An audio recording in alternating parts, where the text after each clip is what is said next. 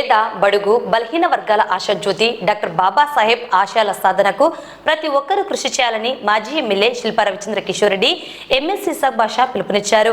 భారత రాజ్యాంగ నిర్మాత డాక్టర్ బిఆర్ అంబేద్కర్ 134వ జయంతిని పురస్కరించుకుని నంద్యాల పట్టణం బొమ్మలసత్రం కూడలిలో ఏర్పాటైన ఆయన విగ్రహానికి పూలమాలలు వేసి ఘనంగా జయంతి వేడుకలను నిర్వహించారు. ఈ కార్యక్రమంలో మున్సిపల్ చైర్పర్సన్ మాబునిసా, వైఎస్ఆర్సీపీ నంద్యాల జిల్లా ఉపాధ్యక్షుడు దాల్మిల్ అమీర్ బాషా, రాష్ట్ర దృశ్యకళల మాజీ డైరెక్టర్ సునీత అమృతరాజ్, వైఎస్ఆర్సీపీ కౌన్సిలర్లు, మాజీ కౌన్సిలర్లు, ప్రజా సంఘాల నేతలు, దళిత సంఘాల నేతలు, విద్యార్థి యువజన సంఘాల నేతలు హాజరై ఘన నివాళులు అర్పించారు. ఈ సందర్భంగా మాజీ ఎమ్మెల్యే శిల్పా రవిచంద్ర కిషోర్ రెడ్డి మాట్లాడుతూ భారత రాజ్యాంగ నిర్మాత, పేద బడుగు బలహీన వర్గాల ఆశాజ్యోతి డాక్టర్ బాబాసాహెబ్ అంబేద్కర్ సేవలను, త్యాగాలను స్మరించుకుంటూ వారి స్ఫూర్తిదాయకమైన జీవితాన్ని ఆదర్శంగా తీసుకుని భావి భారత పౌరులకు, భవిష్యత్ తరాలకు వారు అందించిన త్యాగ ఫలాలను అందజేసేందుకు ప్రతి ఒక్కరూ కృషి చేయాలని పిలుపునిచ్చారు.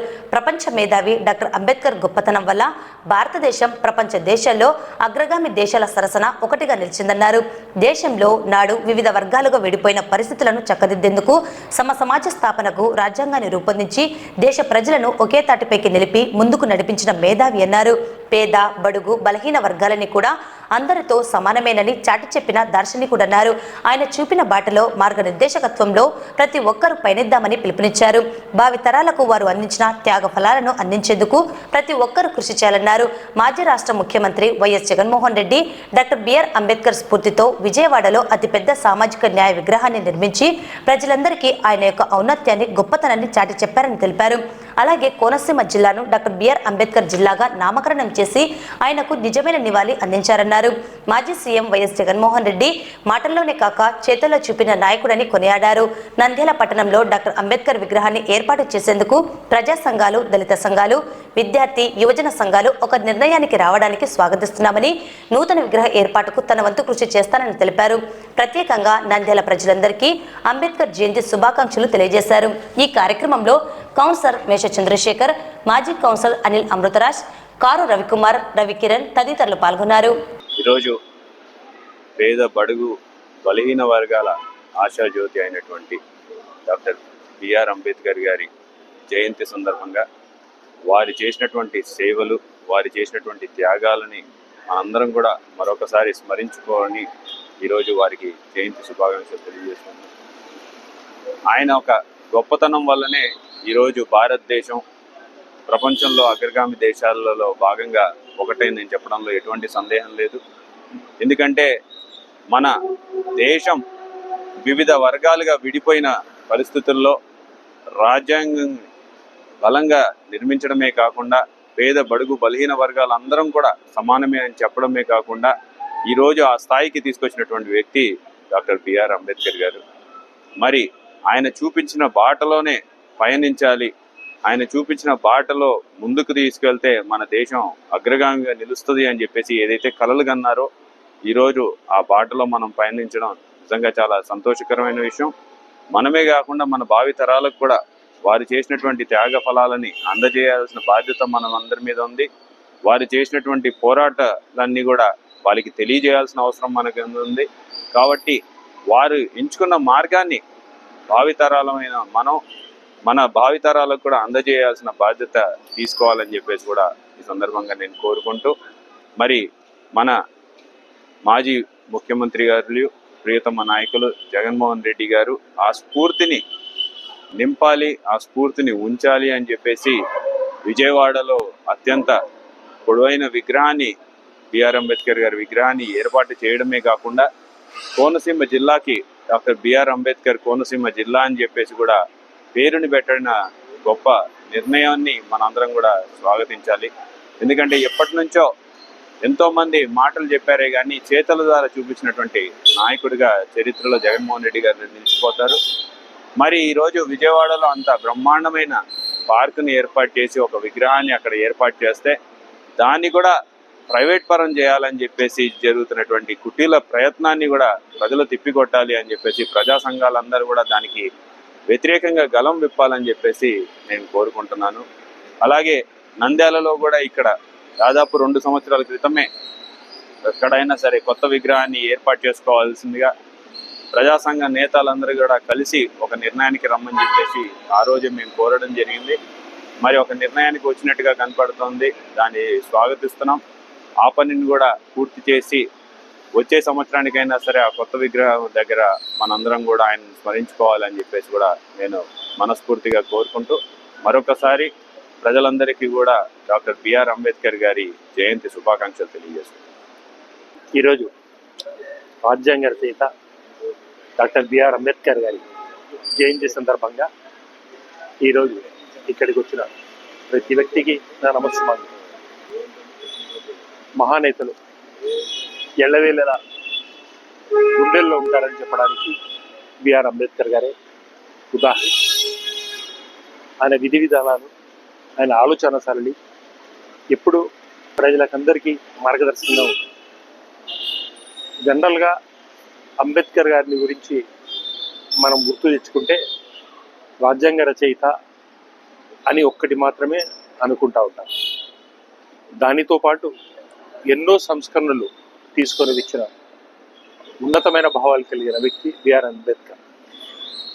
ఎస్సీలకు, ఎస్టీలకు, అణగారిన వర్గాలకు రాజ్యాంగంలో, సమాజంలో అత్యధిక విలువలు తీసుకొని రావాలని చెప్పేసి వాళ్ళ కోసం ఎంతో పోరాడిన వ్యక్తి డాక్టర్ బిఆర్ అంబేద్కర్.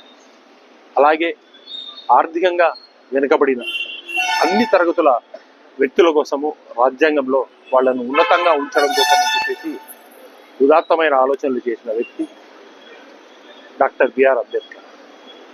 ఆయన ప్రతి చోట ఇబ్బందులు పడి, కష్టపడి, అవమానాలు పొంది ఆగిపోయిన వ్యక్తి కాదు. అవమానపడిన చోట ప్రతి చోట అంతకు ద్విగుణితమైన ఉత్సాహంతో పనిచేసినాడే కానీ ఎక్కడే కానీ ఆయన ఆగిపోలేదు. అణగారిన వర్గాలకు నష్టం జరుగుతూ ఉంది. సో ఇక్కడ వాళ్ళకి నష్టం జరుగుతోంది, వాళ్ళను ఉన్నతంగా తీర్చిదిద్దాలని చెప్పేసి ఒక మంచి ఆలోచనతో అడుగుడిన వ్యక్తి అంబేద్కర్. మాజీ ముఖ్యమంత్రి జగన్మోహన్ రెడ్డి గారు ఏ రకంగా బాబాసాహెబ్ అంబేద్కర్ గారు ఆలోచన చేశారో ఆ ఆలోచనలకు అందవేస్తూ నా ఎస్సీలు, నా బీసీలు, నా మైనారిటీలు అని చెప్పేసి దానికోసం అని చెప్పి ఆయన చూపెట్టిన మార్గదర్శకంలో నడిచి ఎన్నో సేవా కార్యక్రమాలు చేసిన వ్యక్తి మా జగన్మోహన్ రెడ్డి గారు.